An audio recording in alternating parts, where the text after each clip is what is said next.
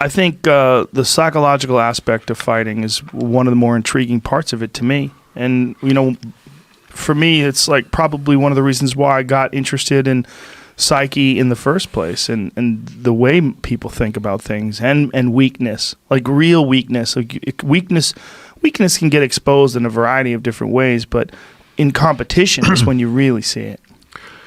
Yeah, and I have this theory, and we see it in sports, and I saw it when I talked to Emmett. He's been a friend of mine for a long time, and I was talking to him about his psychology as he goes into a football game, and he says he plays a movie in his mind of the entire game before he plays it. Because in a football game, you're going to have 11 or 12 possessions during the game. Just throughout the football game, you're going to get that ball 11 or 12 times. And he would say, and I'm going to carry that ball 3 or 4 times per possession.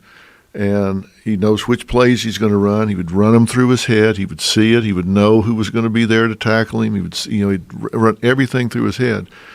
And he's one of those guys that wants the ball when the clock's running out. Yeah.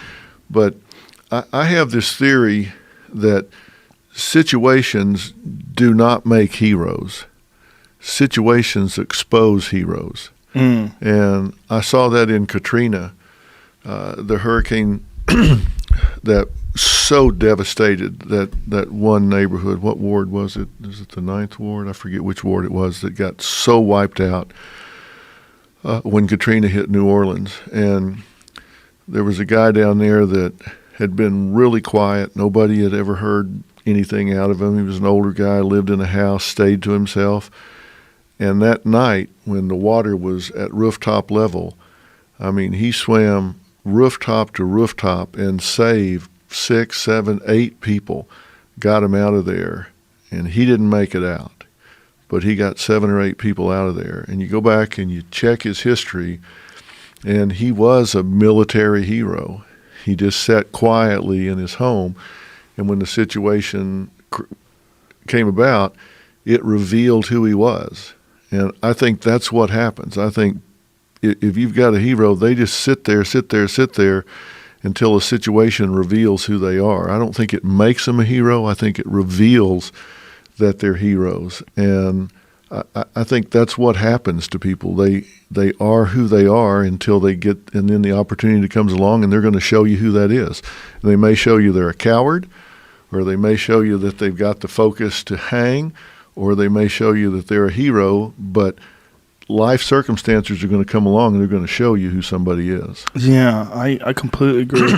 And I think what's also interesting is when someone does get revealed to be a coward, they can become a hero, but it's very hard. It's very hard to get past the memory of you being a coward. Well, and I'll tell you why I think that's true if you want to know. Please. I mean, maybe you don't. I want to know everything. Going off on a tangent. Come on. No, I think we learn about ourselves, and everybody talks about self-esteem and self-worth, but nobody ever talks about what it really is or how we get it. And I think about it in terms of self-attribution, because you know how you form opinions of other people. Like if you look at this guy and you maybe you work with this guy, and so you watch him across a couple of years, and maybe this guy shows up to work every day and he's there 15 minutes early, and he unlocks the place, gets everything ready, puts the coffee on, has his desk ready, he's all buttoned up, and man, when the bell rings, he's ready to go. And you just learn that this guy's buttoned up, ready to go, dependable, never misses, he's always there. So you attribute certain traits and characteristics to him based on your observations of him and your experience of him. Based on that, you assign certain traits and characteristics to him.